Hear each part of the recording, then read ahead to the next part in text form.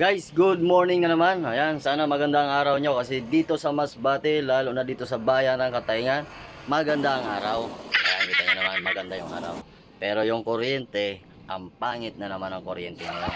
Kasi kanina lang guys, di ba sabi ko nga sa inyo kagabi, nag-vlog ako, na sana, okay lang sana kung umaga yung brownout, tapos gabi magpapailaw sila. Matinong kausap to si Masilko. Ayan, kita nyo, brownout ngayong umaga. Kita nyo. Walang ilaw yan. Walang ilaw yan. Ayan, walang ilaw yan guys. Ito, electric fan. Walang ilaw yan. So ito yung problema guys sa bayan ng Katayngan. Patay sindi dito yung kuryente. Kung taga Katayngan ka, alam mo yan, no? Kaya huwag nyo ako sabihin na baka gumagawa lang ako ng kwento. So ayan guys, samahan nyo ako. Gagala tayo ngayon.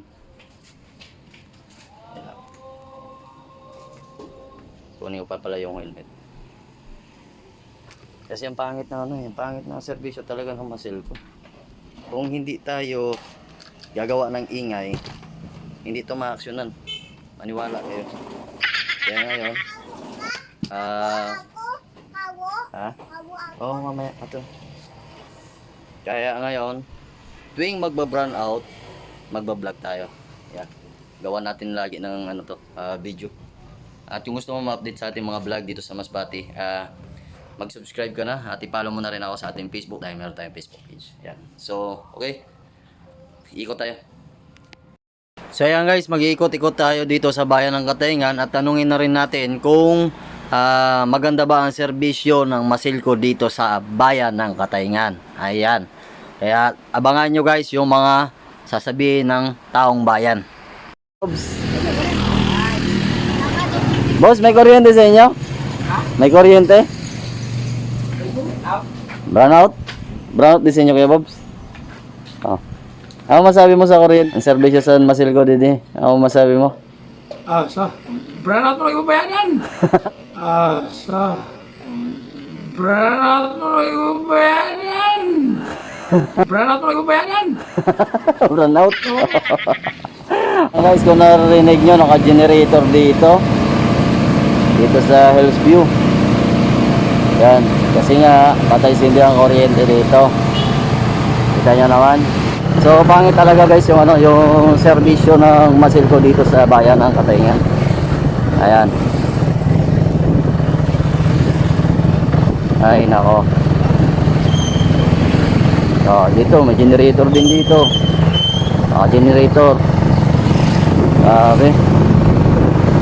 Kita mo yung katabi ng Masilko na Cebuana ba yun, Noy? Cebuana, naka-generator. Hindi sila niya nahiya. Magkapit bahay na sila. Yung kapit bahay nila, naka-generator na. Ang lupit, di ba? Magtatanong tayo dito sa mga tao kung ano yung serbisyo ng Masilko dito sa kanila. Ayan. Dito guys, sa terminal magtatanong tayo.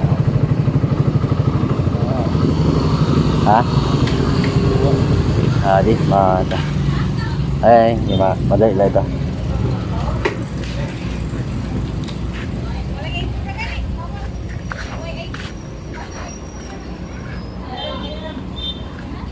Boss, good morning. Boss, kamo may mga sa diri mga muna kuryente sa balay, no? Mati ano ang serbisyo sa Masilko didi? Can we run out? Nasa burnout naman kayo nagbabayad dyan na. Nasa burnout naman kayo nagbabayad dyan na. Nasa burnout naman kayo nagbabayad dyan na. Lalo na yun bayadan na. So, puro brownout naman. Brownout na naman. Grabe ano. So, bali brownout na lang ang inabayadan. Hindi na ang kuryente. Lupit. Kaya guys, may natanungan tayo. Kita nyo naman kung ano yung komento nila. Yan, brownout na lang daw yung binabayaran. Hindi na yung serbisyo ng Masilko. Dito maghahanap tayo ng matanungan din. Para naman malaman natin kung ano yung mga komento dito sa serbisyo ng Masilko dito sa Katayngan. So brownout pati? Brownout Oo.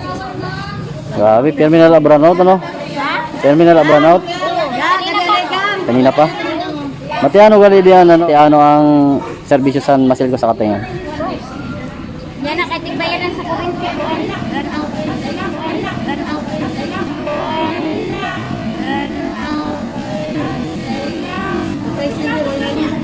Patay sindi, way ayo?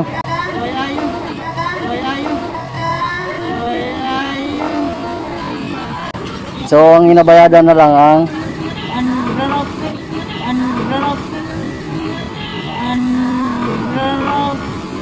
ang brownout na lang. Sige. Salamat ah. Kita nyo naman guys. Ang binabayaran na daw, ang binabayaran na lang daw dito sa Katayngan ay yung brownout. No?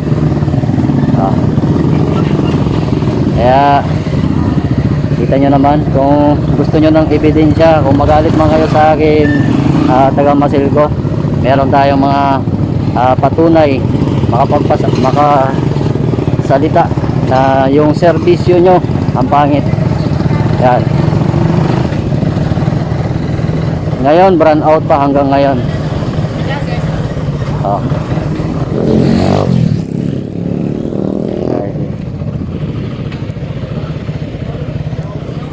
Oo nga ito. Matiano ang serbisyo sa Masilco dito sa Katingan? Matiano ang serbisyo sa Masilco dito sa Katingan? Ay, grabe, brownout na pagkinaw. Ay, grabe, brownout na pagkinaw. Ay, grabe, brownout na pagkinaw. Brownout naman. So ibig sabihin, brownout na lang ang Binabayadan. Brownout. Binabayadan. Brownout. Binabayadan. Brownout ang binabayadan. hindi. So amo gali kaya lupit ang ang serbisyo sa Masilco dito no. Okay, salamat boss. Dari kami salamat.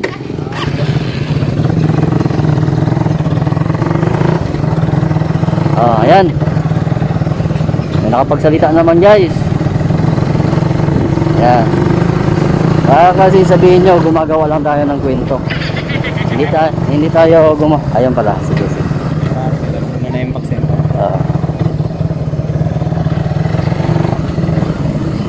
Boss, good morning. May ilaw? Wala, kasungan. Sandal po nung gamit mo. Charger ball. Mati ano ang serbisyo sa Masilco di disenyo? Mati ano ang serbisyo sa Masilco di disenyo? Ubay ako sibaw. Ubay ako sibaw. Ubay ako sibaw. Wala, di. Panay brownout ba o na ano? Panay brownout? Ito, si Busing. Ano masasabi mo sa serbisyo ng Masilco dito sa Katingan? Klaro.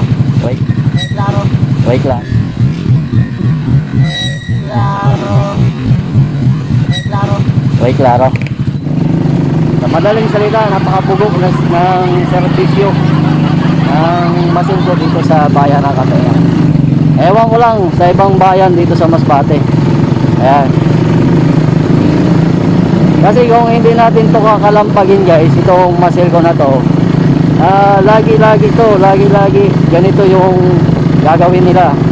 Tapos pag pagbayaran na ng kuryente, obligado tayo magbayad. Kasi kung hindi tayo magbayad, puputulan tayo ng kuryente. Ang problema nga lang, ganito yung serbisyo, no? Ano sa tingin nyo guys? Tama ba ito o mali? Comment ka dyan sa baba guys. Share nyo yung video para naman makarating sa kanila. Estudyante na naglalakad, tatanungin natin to kung kumusta naman yung serbisyo ng Masilco sa kanila. Boy, saglit lang. Tagasan ka? Taga Barangay Malubago po yun. Barangay Malubago ka? Kumusta yung serbisyo ng kuryente doon sa inyo? Ayun nga, patay sindi. Hindi kami nakakapag-ayos ng aming mga inaaralan sa eskwelahan. Yung assignment nyo. Yun.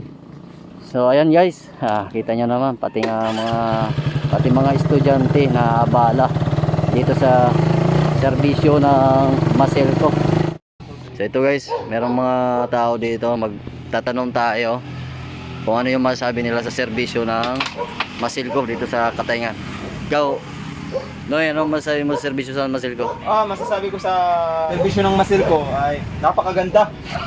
Nung bata pa lang ako, halos ganyan na sila.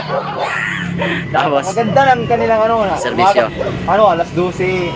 Uulan pa lang, burn out na. Uulan pa lang, burn out na. Yeah. Uulan pa lang, burn out na. yan. Napakaganda. Tapos, nung una, yung bill namin nasa 300 lang. Ngayon, Tapos, nung mga isang buwan nang nakalipas, yung bill namin 600 na. wow. Ganda talaga. Ganda ng serbisyo, ano? Oo. Pero magtatanong tayo kung may ilaw ba dito. Burn out. Brown out naman?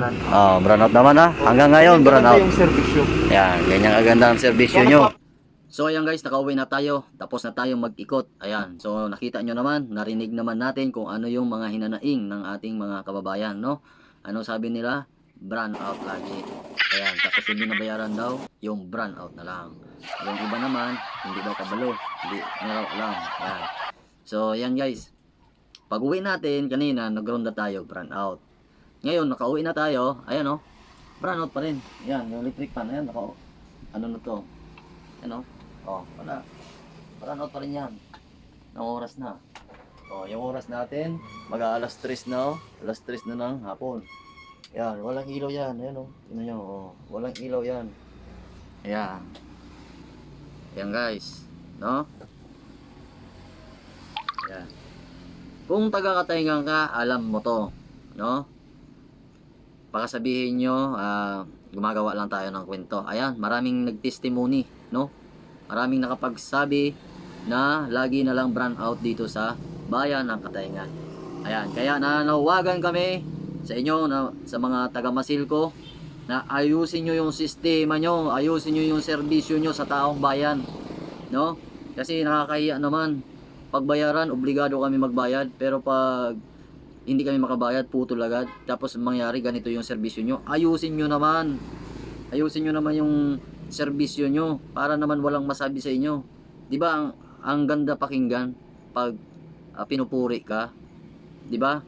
Sabihin ng taong bayan, salamat sa Masilco kasi ganda ng serbisyo nila, walang brown out na nangyayari dito sa bayan namin, at salamat din sa Masilco kung mag brown out man, 10 minutes balik agad yung kuryente, 20 minutes balik agad yung kuryente, ganon. Pero kung ganito, kaninang umaga pa kami nagronda, umalis kami, brown out, bumalik ako, brown out pa rin. Yan. So yan guys, i-share nyo itong video na to para makarating sa kanila, no? At kung taga Masbate ka, ayan, i-share mo guys para naman makarating sa mga empleyado ng Masilco. Ayan guys, gabi na, wala pa rin kuryente. Yan, ganyang kalupit yung serbisyo ng Masilco dito sa bayan ng Katayngan. Yung oras natin, ayan o, 7:49 PM. Yan, ginabi na. So kaninang umaga nag-start yung brown out alas 9 ng umaga. 'Di ba? Tapos gumala tayo. Pagkagala natin, nakabalik na tayo ng bahay, brown out pa rin. Ngayon, gabi na. Brown out pa rin. Ayan. Ang lupit nyo. 'Di ba kayo nahihiya niyan? 'Di ba kayo nahihiya sa taong bayan? Yan, yung mga empleyado diyan sa Masilco. Paabot nyo naman, ano yun nyo naman, tapik-tapikin nyo yung busing nyo kung ano yung ginagawa nyo, kung bakit ganito yung serbisyo nyo sa taong bayan. Mahiya naman kayo. Yan. Huwag yung puro kayo puro pakapalmoks na lang. Yan, wala na ba kayong hiya? Yung serbisyo nyo ang pangit. Tapos pag oras ng bayaran, ayan, nakita nyo, dapat kung ano yung ginagawa ng taong bayan, yung pagbabayad nila sa inyo, 'di ba? Nagsisiksikan, nagpipila para makabayad lang. Dapat ganun din kayo. Yung serbisyo nyo, dapat bihira lang yung brown out. Yan. Kung bihira lang yung brown out, saludo kami sa inyo. Pero yung ganito, lagi-lagi na lang brown out. Sa isang araw, may brown out talaga. Pag walang brown out, 2 araw, walang palya yan. Pangatlo, palya-palya na. Yan. Maya naman kayo guys. Di ba kayo nahihiya niyan sa taong bayan? Ginagawa nyo? Di kayo nahihiya niyan? Ngayong gabi na, matutulog na yung taong bayan. Ang tanong, makakatulog ba ng maayos ngayon kung walang kuryente? Ito lang masasabi ko sa inyo. Walang kwenta yung serbisyo nyo. Yan. At ito pa masasabi ko sa inyo, lumayas na kayo dyan sa posisyon nyo. Yan, kung hindi nyo malang kaya, serbisyohan ng tama yung taong bayan.